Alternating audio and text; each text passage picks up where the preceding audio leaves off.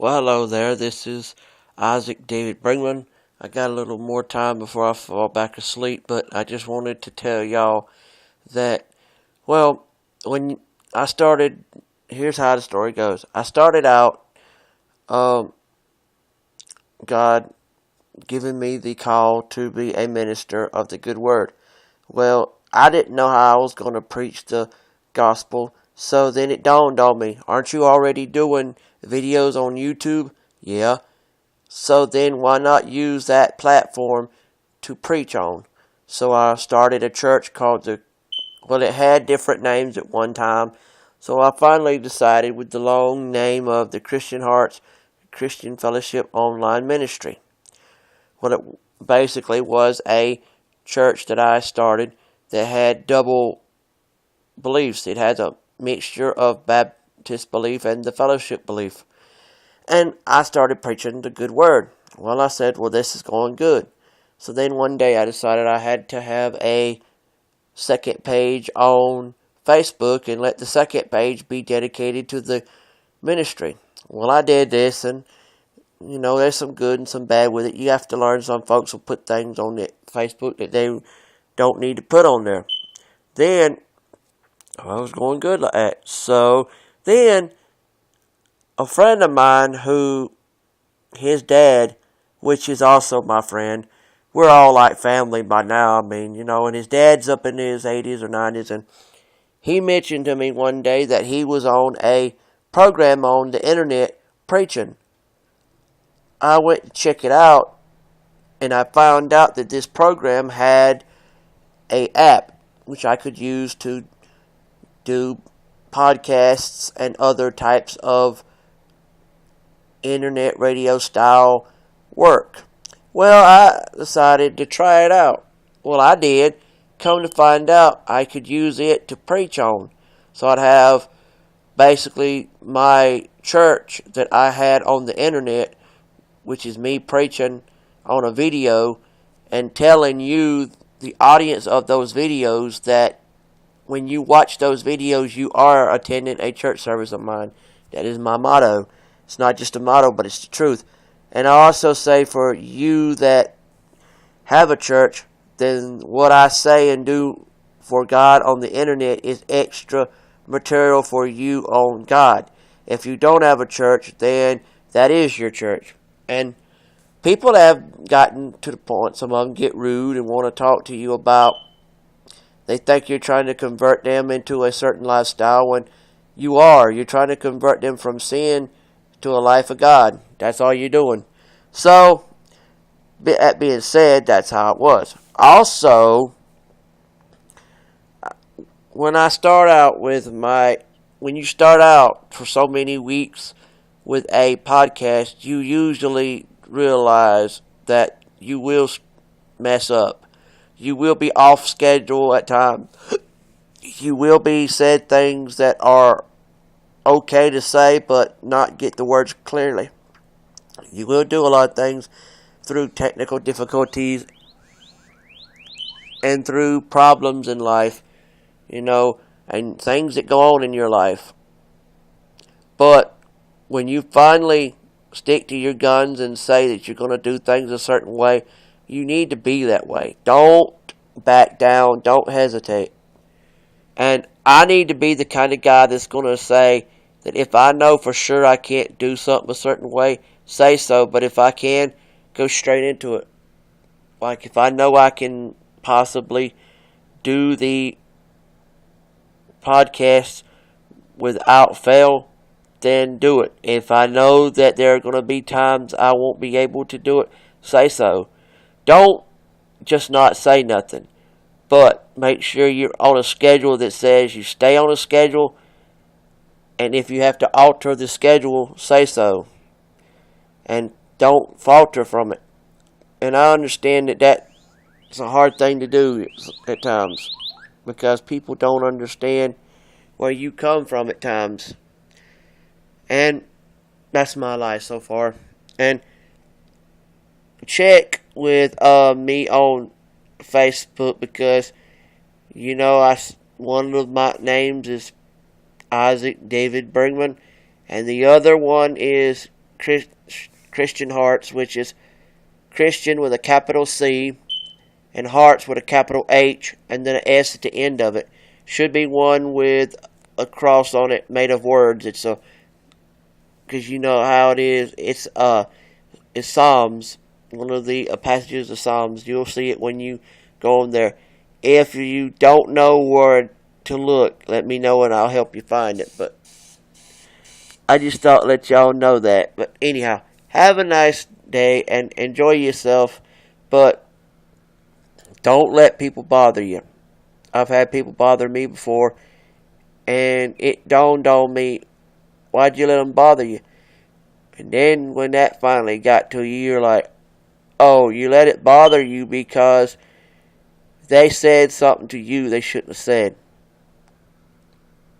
And a lot of times you let people bother you when you shouldn't. You shouldn't let it get to you about what they do. Because a lot of people know that if they can say enough stuff about you to people, they could get you in some deep trouble. Well, why would you even think like that when knowing God don't want you doing that to somebody? But if that's how you want to do it, go right ahead. But when you find yourself lonely and sad because no one deals with you, that's not on me, it's on you. And I'm sorry if you don't like me saying that, but what can I do when you act like you do, folks? Well, I'll talk to you later, and have a nice day, and please pray for a man that was from Douglas, Georgia, who at the time of his death, he was living at Genesis in Hazelhurst, Georgia, which is a nursing home, and his name was Preston Moore. Also pray for the Brett Adams family.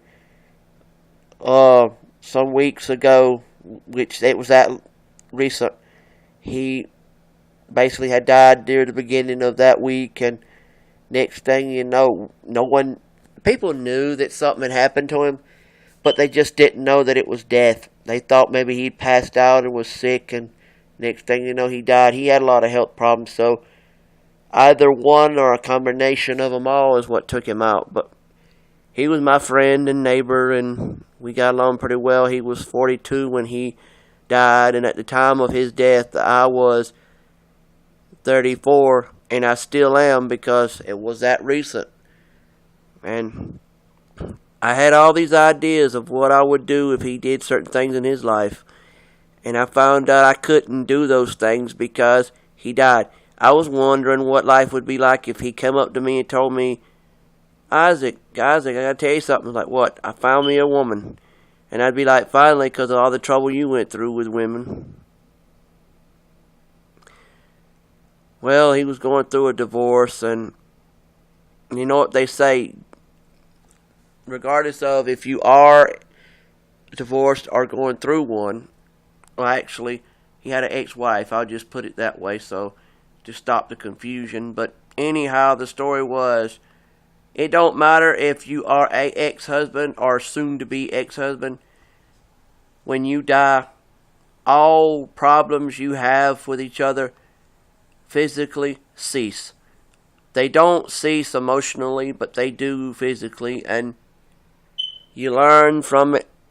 And I got to being friendly with his kids, and we got to acting like, I cared about him as much as he did, and I'm just a little upset in the sad way at times when I think about them, because I think their mom, being paranoid as she is, probably won't want them kids to see people like me no more, because they don't know certain things about me, so they assume, well, the kids know more about me than she does. And I mean, the kids could vouch and say this is a good man, but who listens to kids when kids are trying to talk nice about another person like that? People like me. I mean, people like their mom would be like, how can you say this stuff about a man I don't know? Well, look, kids know more about some people than you do. Kids can be friendly with a good person, and that be a good person, and you don't know that person, so automatically they're bad. And I don't get all that. I don't get that. You don't say that, but you probably do to yourself, but If that's how you really feel, shame on you. You shouldn't be that way. You shouldn't treat people like strangers because you don't know who they are. Treat them like, look, I'm sorry I didn't trust you because I didn't know you and that's why I didn't trust you. Well, that makes sense. Be that way. Be honest. Be open. Learn about people. Learn. I'm not about hurting kids. I'm about trying to teach them God. Teach them. Stay in school. Don't do drugs. Be happy. Be happy that you can do good in life. If God told you to do something good in life, do it. Don't worry about if it's what you want to do or not, because as sure as you learn that God wanted you to do something right in life, and you do that right, and you see the positive and the fun you can get from doing right, you'll say, wow, even doing right can be fun. Yeah, it can be, because you feel that warmth and love from God from doing the thing that He told you to do. And that's what I'm saying, kids. You got to understand. Eat your vegetables. You might find out you'll find your favorite vegetable. And you'll think, if this vegetable is good, what's the next one taste like? What's the next one? What's the next one? And before long, you may end up like me, a part-time vegetarian.